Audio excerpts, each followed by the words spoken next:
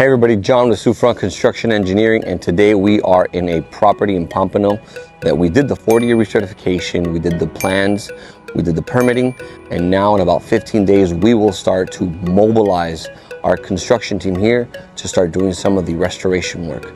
Behind me we have the building that we're going to be working on.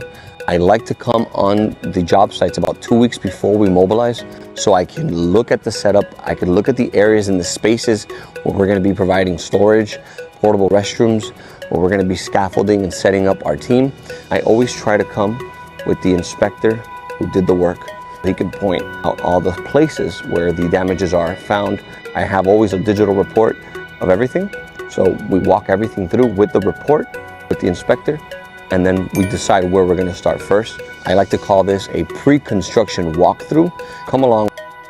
One of the things I like to note is I have some damages here, I have some trees right here, and I have to figure out a way how we can set the team up scaffolding without getting rid of the landscaping. So we're going to have to figure something out here, maybe trim the trees back or pull them a little bit away from the actual concrete slab. We have to put some kind of note in our contract that we're going to be removing landscape, and then ownership is responsible for re-landscaping the area. These are things that we want to always look at when we're doing these mobilizations, is take pictures of how the area looks versus how we're going to leave it. We always try to leave it as we found it or better.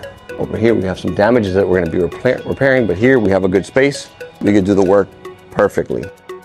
Here we're going to be performing some repairs up on the 4th and the 5th floors. We have access that we can come in. We could bring in the team through a door that's over here.